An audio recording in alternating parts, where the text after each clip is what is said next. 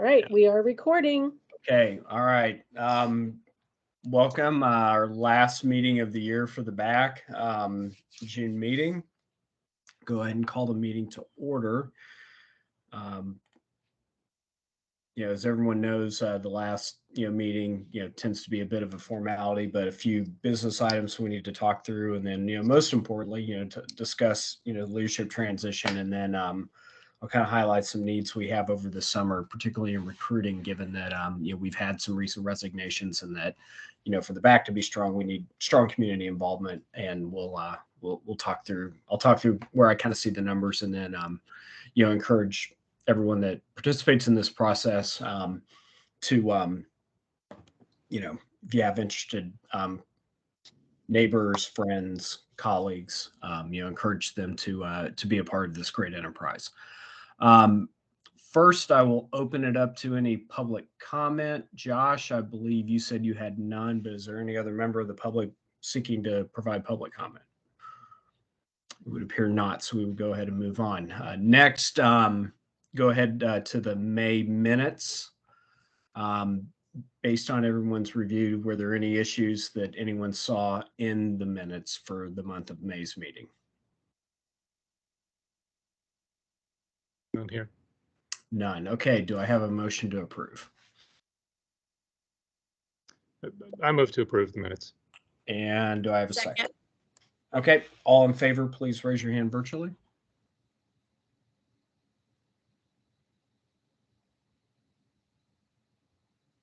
Motion carries. Minutes are adopted. Okay, we'll do now is we'll turn it over to our school board rep, Christina.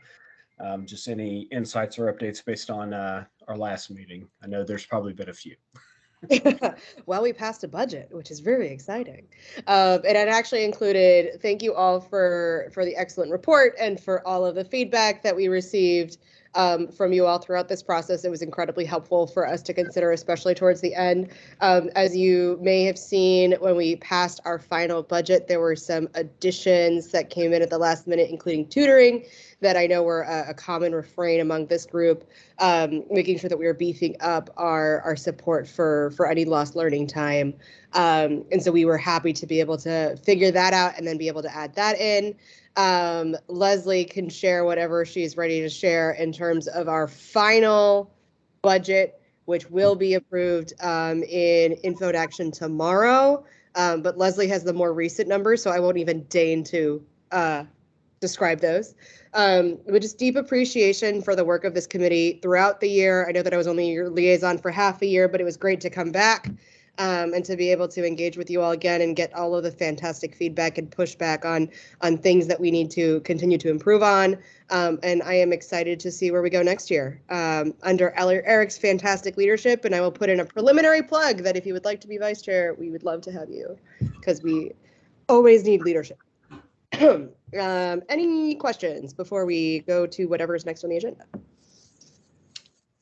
Will you continue to be our liaison next year, Christina? We are talking about liaison assignments next Wednesday, but I'm trying to put a plug in to stay. That'd be great, because I know Monique did two years, and the continuity was really nice and really helpful. Yeah, as the incoming, likely incoming vice chair, I'm putting a plug in for myself to stay. I would like to not change my committee assignments, thanks. But we'll see what ends up happening when the decks get shuffled. Got it. Okay, any questions for Christina? I'm not going anywhere. I'll be here eating my dinner, so I'll be around. All right, thank you. Leslie, knowing that there will be maybe a limit to what you can share, but any key fiscal updates based on what has transpired since May? Sorry, I look very red on the camera tonight. I don't know why. Anyway, so yes, the General Assembly passed a budget, and we just got the information from the state late Monday. We worked through the numbers. It's pretty much a little bit of a wash for us, which is good. It's where I was hoping we would be, considering that it was either a minus 3.8 million or a plus 1.4 million. I said I would be happy if we just ended up somewhere in the middle where it was, you know, plus or minus a couple $100,000, and that's where we've ended up. So I'm very grateful for that. Again, info action tomorrow evening, just to amend the budget a tiny bit. So that's all I have on that. If anybody has any questions, I'm happy to answer those. And then I can give a quick third quarter update. So any questions for Leslie on, yep, go ahead, Jennifer. Jennifer? You know, it's not so much a question, but as I was trying to figure out, like, as I was looking at like the Virginia General Assembly, like state budget, I was like, oh my gosh, I wouldn't have the first idea about how to begin to like parse sort of all the many line items for education. And so one request I might have for next year is to understand, to have like an overview presentation of the state budget, you know, at the Department of Education budget and how that impacts APS, and like how a person could be a more informed consumer of their information. That's I totally understand, Jennifer. And frankly, when we get information that's pretty much just like, here's the total amount of money that APS is getting, and people always ask me, so is that good news or bad news? And I say, I don't know, because it's not the total, it's where each line item falls, because there are things that affect the operating fund, things that affect capital projects fund, things that affect the food nutrition services fund, and things that affect the grants and restricted programs fund. And if it affects the grants and restricted programs fund or the food nutrition services fund, you know, we just decrease or increase expenditures accordingly for those two funds, and it doesn't really affect us in the way that, you know, we would think. So I never know until it actually comes out, and actually I thought it was going to be one number, and it ended up being a completely different number when I got the actual what we call calculation template from the state that gives you exactly, you know, for basic aid or for sales tax or for at risk or whatever, these are the amounts that you're getting. So it's really difficult to say when you just look at what the General Assembly passes. We always have to wait for the VDOE to crunch the numbers and give us what we're getting. Useful to know. Maybe you've already given that presentation to us then for next year. I actually haven't, and I think that might be informative, because it's, you know, who knows sometimes. Yeah, no, I was like, I saw the line items. I was like, I wouldn't have the first idea to know how this affects, right? Yeah. Right. Sort of like reading the federal budget. For those in this room who might work on parts of the federal budget. Any other questions for Leslie on the state numbers that have come in? If not, then I think she wants to talk about the third quarter bit, and then we'll move on to our next items after that. Right. So the third quarter monitoring report is tomorrow evening as well. That's been posted, and we are forecasting that at closeout, we will have just under $18 million available. That's a very conservative estimate, because that's as of March 31st, and we still had a whole quarter of the school year to go through, and you know how things go. So it is a very conservative estimate. I fully expect that closeout will be higher than that. But that's what we're predicting right now. We are not recommending any allocations of funds at this point in time, because it's not closeout yet, and we want to see how we end the year. But we are fully expecting to replenish the compensation reserve with any salary savings that might be available. And I say might be available because You never know what happens, but even though I fully expect that we're going to have more savings than 17.7 million, who knows what could happen between now and the end of the year. And we might end up in a place where we need to use some of the salary savings to offset places where we've gone over budget. I don't expect that, but you know, you always want to caveat things. So that's where we are with third quarter. Yes. Suffice to say, not expecting a level of closeout that mirrors this last year. No, not at all. I think it'll be closer to what we generally saw prior to a couple of years ago, Okay. which was, you know, in the $20 to $30 million range. Okay.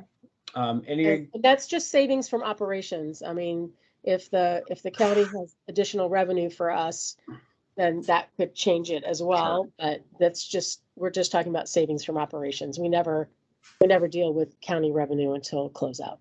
Yep. Okay. Any other questions for Leslie about third quarter?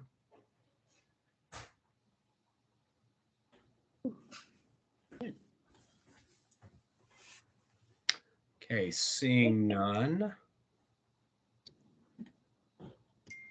Okay, so we'll do now is we'll transition to the end of year report. First and foremost, I want to thank everyone for their input and suggestions on its content, specific language that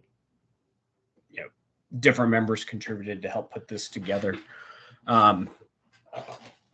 As usual, I think there's a number of themes that carry over from one year to the next. Our continued concern about fiscal sustainability, for example, has been a dominating theme since I've been on the BAC. I did appreciate those comments that really got at the heart of learning loss. And I know that may not be the right term. It just seems to be the term that everyone can put their arms around and understand. But I think, as a specific topic or a specific problem set that APS is going to face for the next few years, just to help us dig out of the pandemic, really appreciate the thoughtfulness that folks looked at that problem from the budget's perspective and how we should view it from a fiscal perspective, and I think even across APS, we all know that there's a lot more work to be done. Certainly, with some additional resources that Christina referenced, the need is certainly recognized that we have to do more. But I think certainly going into next year, it'll be important to see from an assessment where we think our students stand, and then if there's additional resources or different ways we apply those resources to continue to chip away at this problem that we know is there. But I think, appreciate the BAC's time and attention on that very specific problem, because I know I don't have a lot of conversations with neighbors about APS and whatnot, but the times that I do, this is, pretty top of mind for most folks. And so I think, it's important for us as a group to recognize that, we are going to need to see continued focus on this to make sure that we adequately address the effects of learning loss on the on the students that we have and throughout the system. One area I'd like to highlight and just get one more sense from the group. We talked about at the end of the report, we talk about advisory committee engagement. I got some one-on-one feedback from different folks that had some really good ideas on different things we could take a look at. But just to recap, some of the things that we talked about in, if this is like an area, for like these cross-committee working groups, however you want to call those. But some of the things that we talked about that I think would be, Christina, really for the board to consider, because I think there's enough energy behind some of these just based on some of the meetings we've had with Dr. Cannon. But I think first and foremost, the planning factors and just really going back and reviewing those. And I know that's been talked about a few times with Dr. Cannon, but certainly to continue to push to update our planning factors and obviously how that fits into the budget. The one thing I really want to look at it, and I apologize for using perhaps a military model, but we think about military organizations and there's a table that just says, okay, if you're this kind of unit, this is what you have, or this is what you're supposed to have. This is your objective. Now you'll never be there.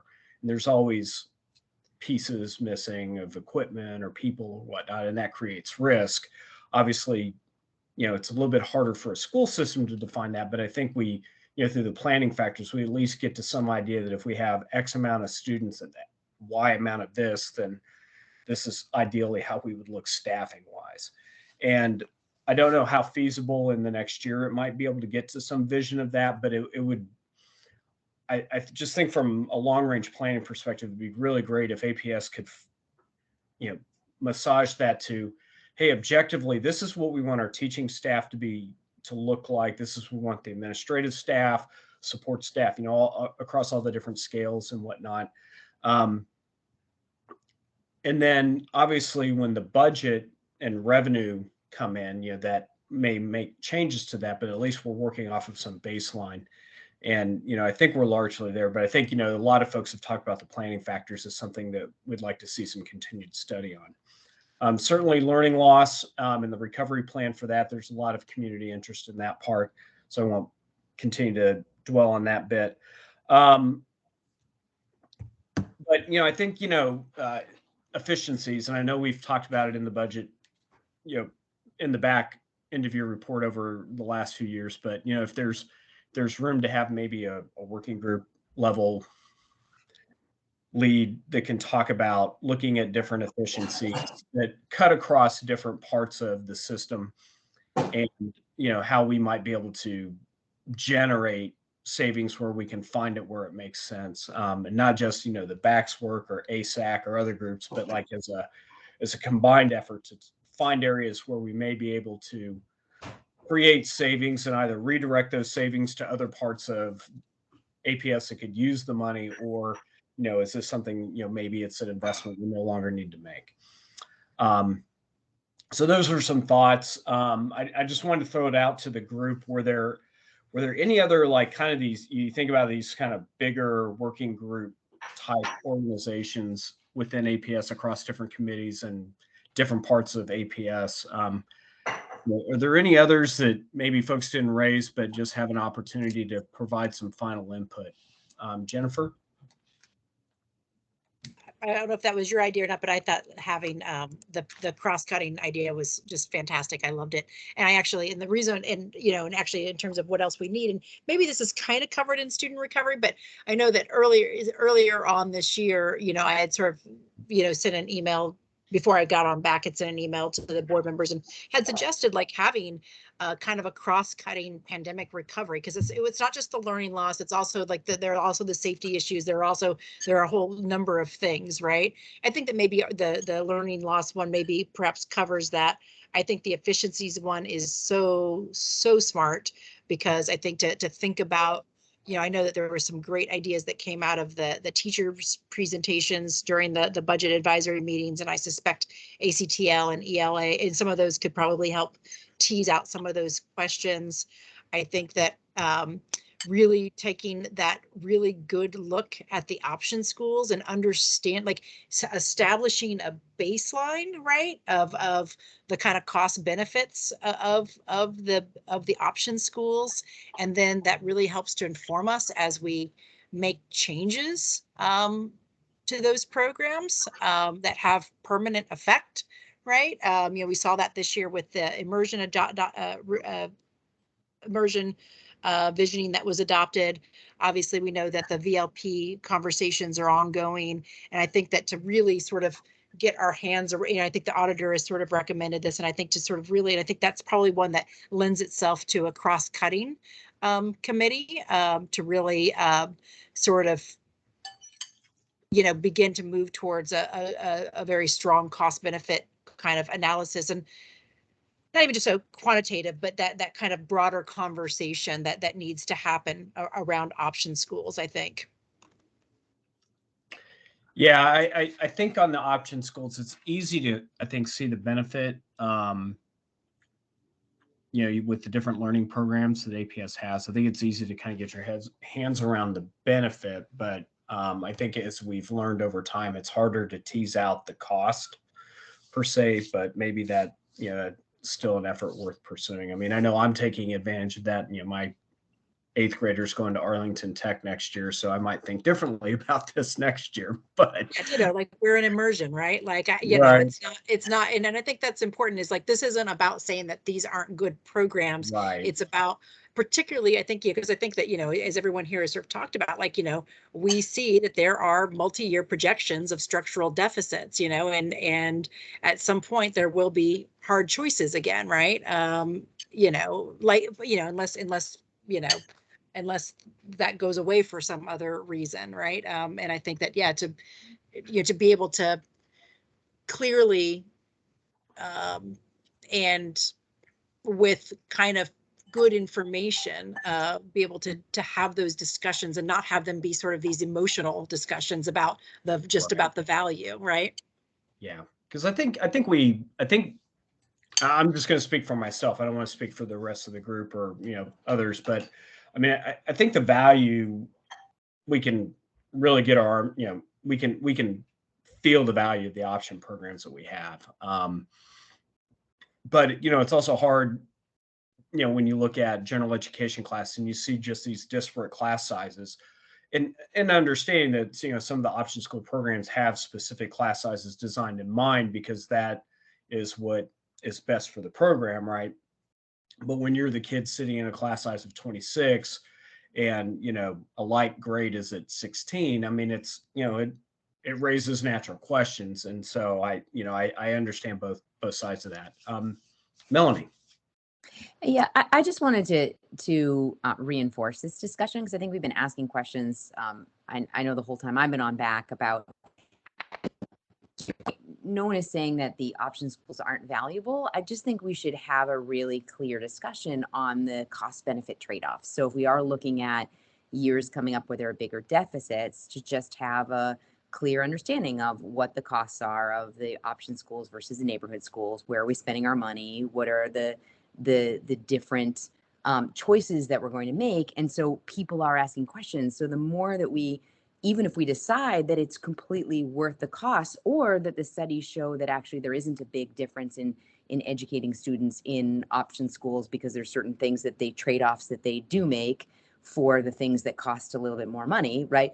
You may find that there may or may not be more costs across the whole system there, but there's just, there continues to be a lot of questions about them. And so, we take advantage of one too. So I just think as members of the BAC and as members of the community ask questions, the more information we have, the more we're just having a really clear discussion about costs and benefits. And if that's something that makes our school system more attractive and keeps our students in it, well, then we're talking about it very directly rather than sort of avoiding the discussion because it's difficult or hard. Or I just think we should have it from a position of strength, which is having all the information about it, including if, and I think this group actually brought up, because I know we brought up questions about the option schools cost in last year's BAC report, is do students actually do better in those schools? And so actually, should we have, what may those schools be doing right that we could copy in certain other schools? And, or is it a question about, parents who choose those options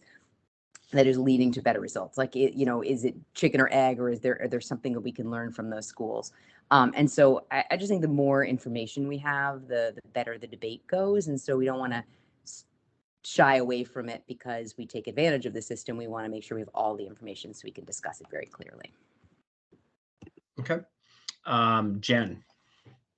Yeah, sorry, I mean, on that point before we move on, because I know that this was on the agenda. This is one of the projects that our internal auditor has been working on. And we actually have the presentation, the final report from the internal auditor tomorrow. I have not been privy to that report just yet because I'm not on the audit committee. But I do believe that that was one of the projects that we decided to continue. It was presented to us last year, and the data was sort of inconclusive because it was pandemic years. So we couldn't really make any conclusions out of it, and we decided to just continue it on. So I have no idea what that report might say, but it might answer some of these questions as a preliminary point of conversation. So strongly encourage everyone to watch your riveting Thursday night television, aka the school board meeting, particularly the audit final report. Yeah, I was just gonna add on to that. Really, the other piece I think fits in well with option schools is just looking at boundaries and neighborhood schools and transportation costs, right? So we can, for good reasons, pandemic included, we've punted making really tough choices about walk zones and boundaries, planning units, and therefore we have lots of transportation costs around some of those decisions we haven't made. So that could pair very nicely with, again, having the data, right? How much could we save if we actually erased everything we had and made boundary decisions without knowing that parents are going to freak out, because they will. There could be a lot of savings there, and that would be a really difficult thing to do without having that data. Yeah, and I think we've talked about that point in particular, if I'm not mistaken, Jen, about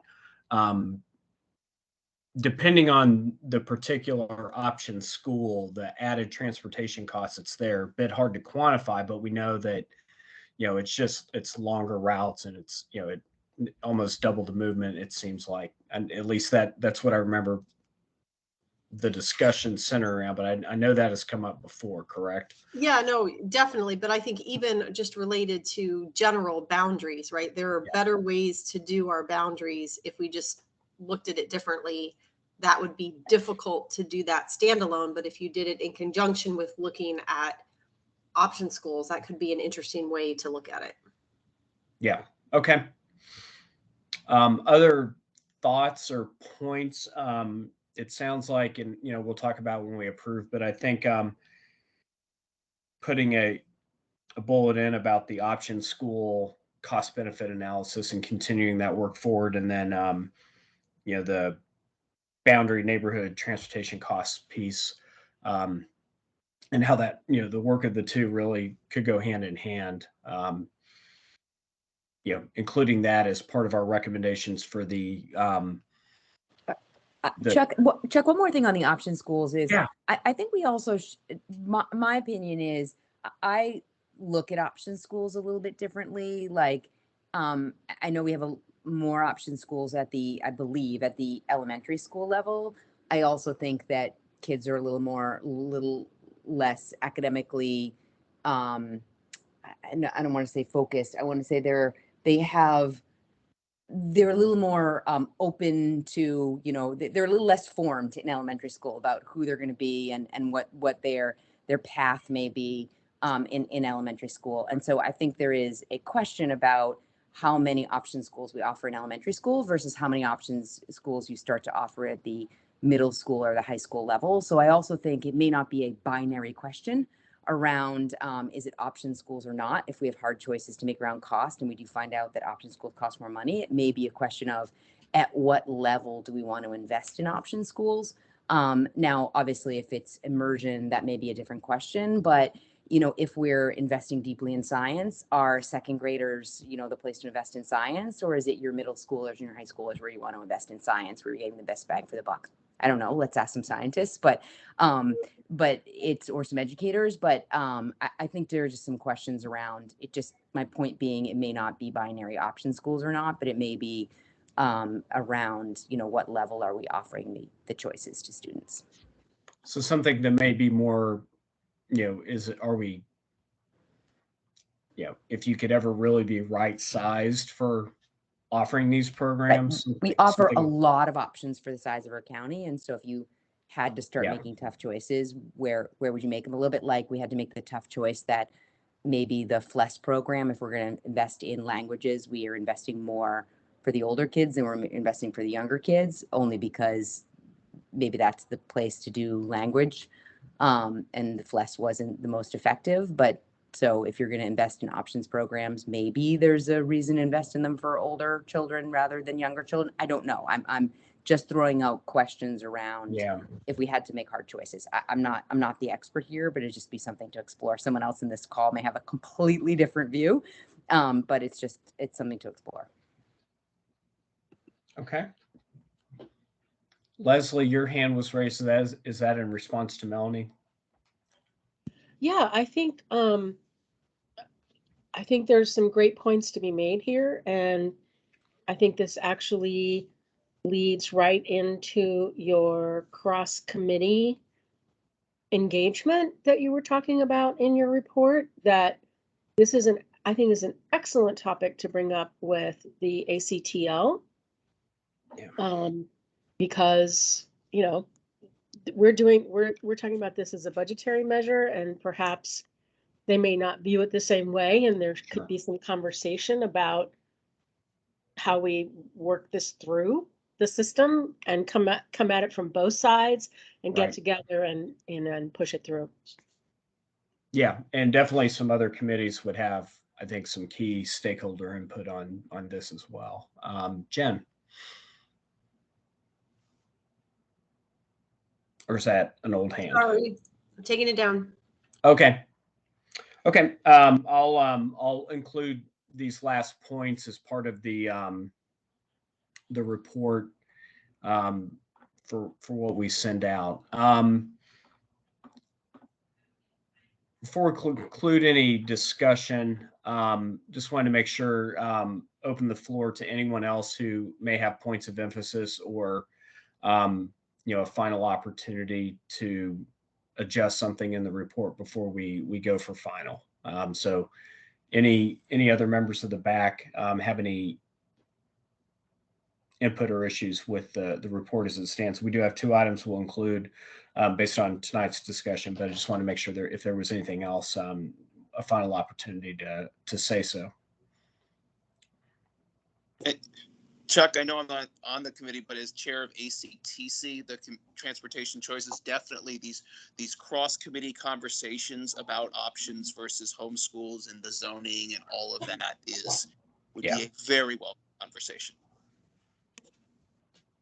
Yeah, it may have been even your point in a public comment portion or some other meeting maybe you and I had, where I recall like the extra physics it takes to transport our option school students versus the neighborhood schools. So definitely a number of ways that a lot of stakeholders, special education as well, probably in particular, that could help inform maybe on a deeper level this role that these schools play that I think is important. But I think it is hard when we get into tough environments,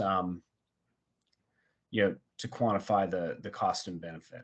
The benefit is intuitive, but maybe not as it's a qualitative feel as opposed to more quantitative that we might need, or what it is we need to measure. Okay. Hearing no other items, I'll make sure those 2 things get included, and then for inclusion, Leslie, does that go through you or does that go right to the board, Christina? Just want to make sure I get the routing correct here, but as we submit our final report. Send it to Leslie first and CC me, and then we'll send it to the rest of the board. Okay, got it. All right, so I will do that in the next 24. Leslie's had a. And I was going to say to send it to you, Christina, and CC me. I'll just put you both on there. Way you can put us both on the 2 line. Doesn't matter. We'll make it where it needs to go.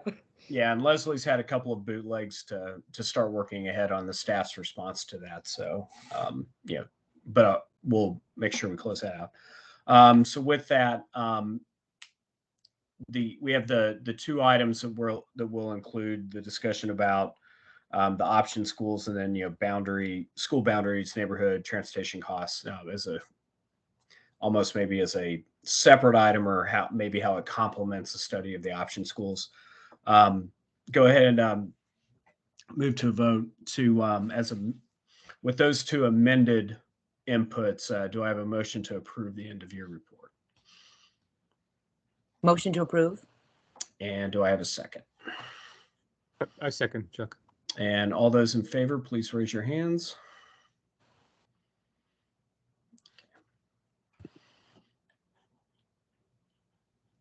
All right. Motion carries, stipulating that we add the 2 points in. Okay, thank you.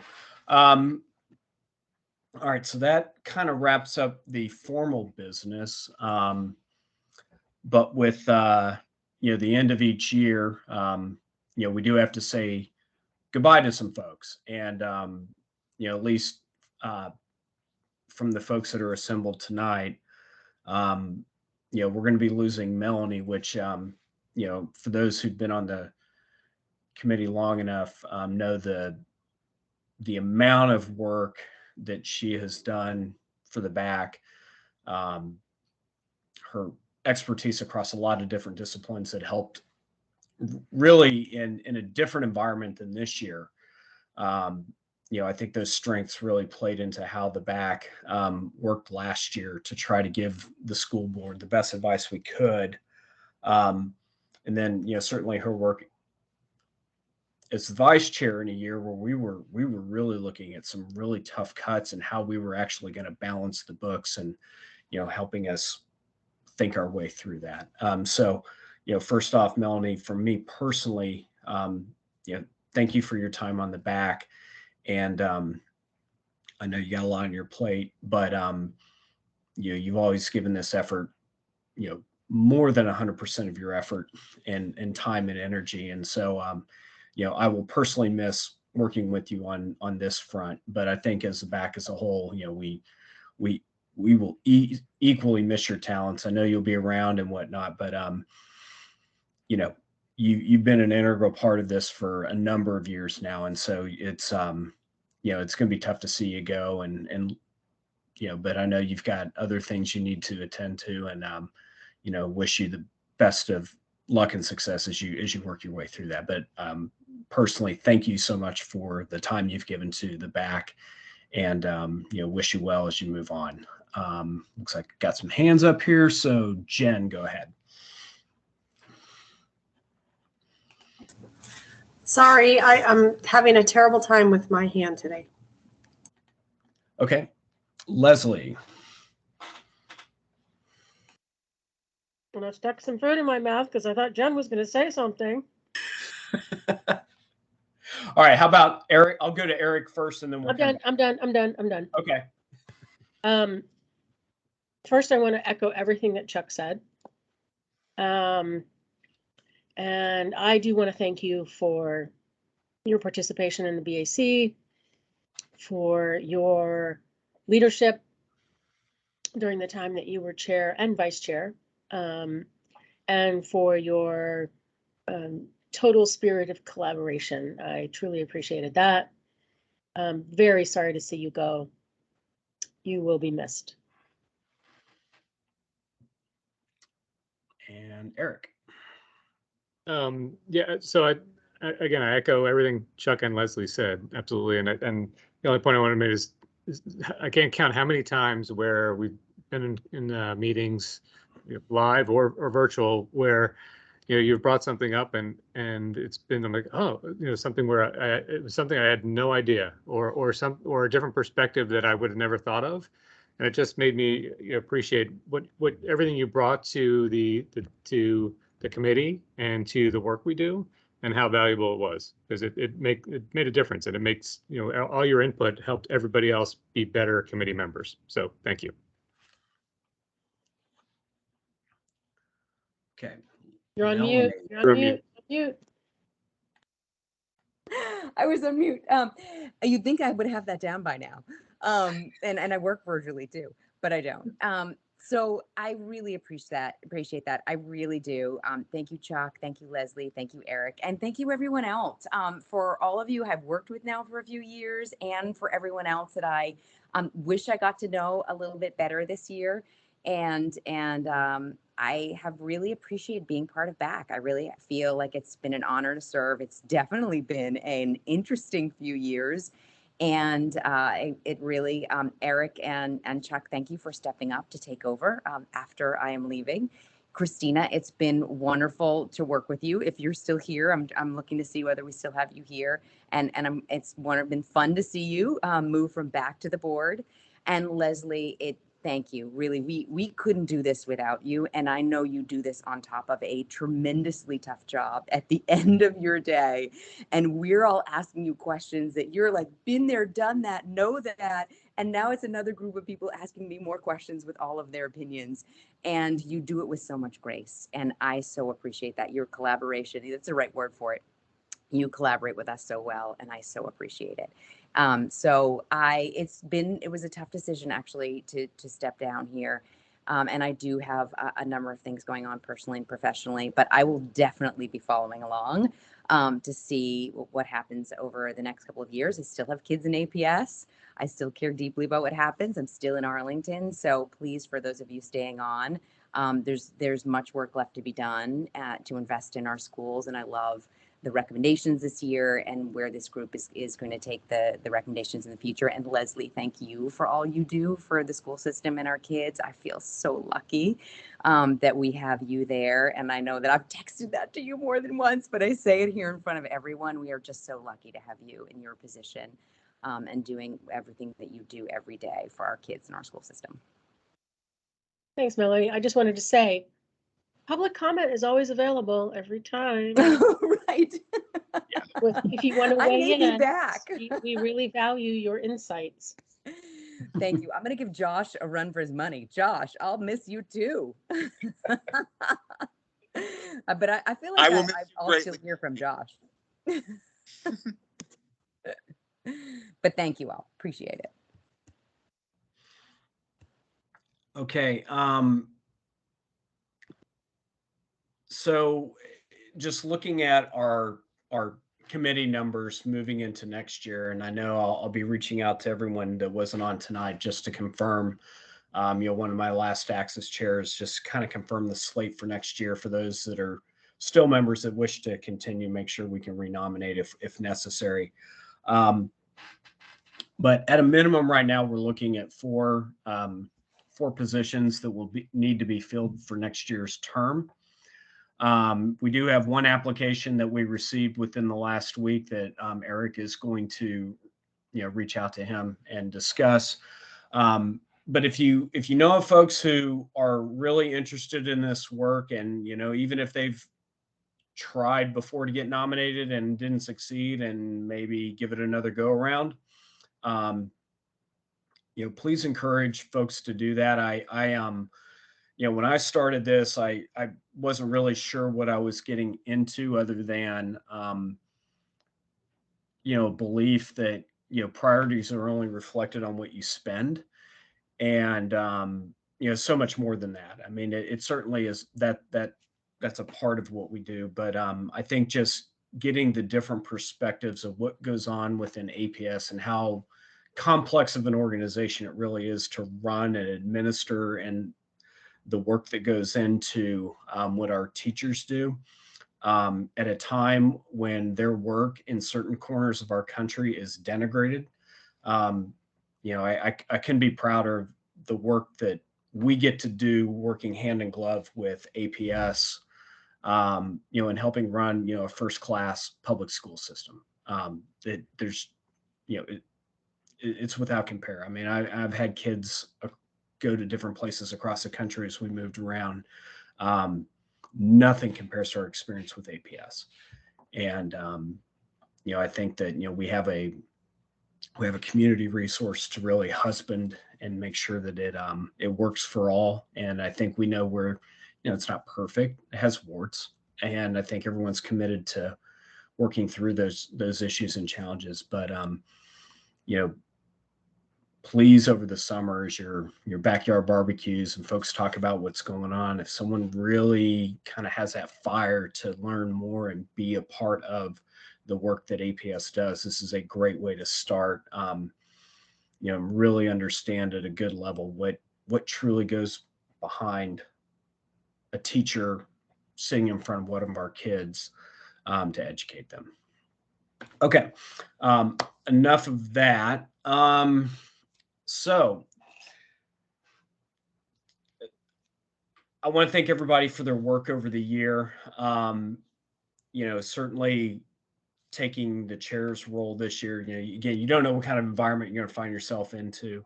My first year, we were making huge cuts, and we got a pandemic year, and then we've got, a year of plenty this year like we hadn't seen. But I appreciate everyone's thoughtfulness and input and help, working through the year to get us, to this point where we are today with the delivery of our report. But, I certainly appreciate everyone's advice in helping me do my job better. And, I appreciate the opportunity to serve as your chair for the last year. You'll be in good hands.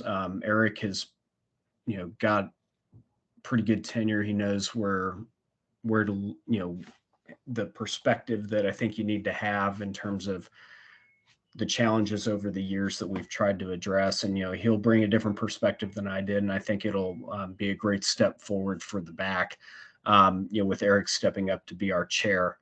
And, I can step back and advise if necessary. And if not, take the opportunity to just be quiet and help new members come along and do what they need to do to get smart on this process. But looking forward to how Eric's going to transition and take this role, and what next year may bring, and none of us are going to know until we get into it. But with that, he will need a vice chair. It's certainly a job that you cannot do on your own easily. And so, again, for those that are on the line tonight, just really think about this role of vice chair. And, it's a great opportunity to step into a supporting role and then to take over the role of chair, and, to put a small imprint on the work that we do and what the advice we deliver to APS. So I would encourage folks to think about that. But with that, Eric, turn it over to you for any final words as we pass the baton, and over to you. Okay, let me put my camera back on. Yeah, thank you, Chuck. I know we lost a few people, so we're down to a skeleton crew here, so I'll keep it short. But first, Chuck, thank you for your leadership for this year. I think as we've heard throughout the call and in past calls, we've gone through. I think we've accomplished a lot, and that's a tribute to your leadership. So thank you for that. Thank you to everybody for your participation. Obviously, in the providing input offline, as we assembled our points of view or our interview report, but more importantly, in our calls, right? The interaction we have, getting everybody involved, or as many people as we can, getting their perspectives, just makes everybody better committee members, I think. And so, hopefully we can find additional ways to continue that next year. Obviously, as we've talked about at the beginning of the call, that much of that will be live next year. So, hopefully that kind of brings an extra a twist to our conversations that maybe we haven't had in the last 2 years. Thank you to Leslie for everything that you bring. Obviously, we couldn't do nearly as much as we do without all your help, and to Christina as well for your board perspective. Obviously, that's crucial to what we're trying to accomplish, and we'll continue to try and accomplish. So thank you, everybody, really. I was going to get on my soapbox to talk a little bit about recruiting applicants, because obviously we have a number of spots to fill, but I think Chuck already did that, so I won't repeat that. And also, as you mentioned, obviously we need to identify a vice chair to help out. So, we'll work through that over the next few weeks. So thank you all, and I look forward to whatever comes next year. I guess the one thing for sure is that I'm sure we'll find something that we weren't expecting, and we'll address it as a group. So thank you. Leslie? Eric, Chuck, I just wanted to say thank you for your leadership this year. I think it's been a really great year, very smooth. I think we touched a lot of really great topics. Obviously, very collaborative. I really appreciate your leadership and writing skills. I say that, writing skills on the reports that you've done. They've been really great. And so glad that you're going to be on the BAC next year. Eric, very happy to be working with you next year as the chair, and can't wait to see who becomes vice chair. Yep. Thank you, Leslie. I appreciate it. All right. With that, do I have a motion to adjourn? Motion to adjourn. And do I have a second? I second. Okay. All those in favor?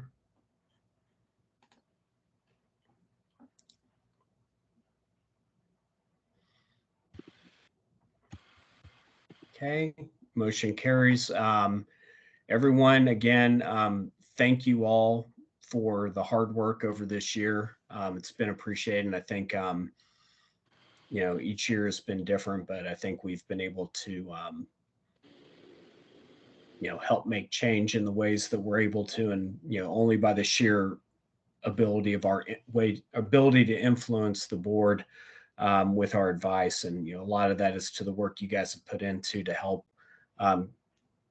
give me and Eric your best advice on how things should be or things we should consider. And so I appreciate everyone's input over this previous year.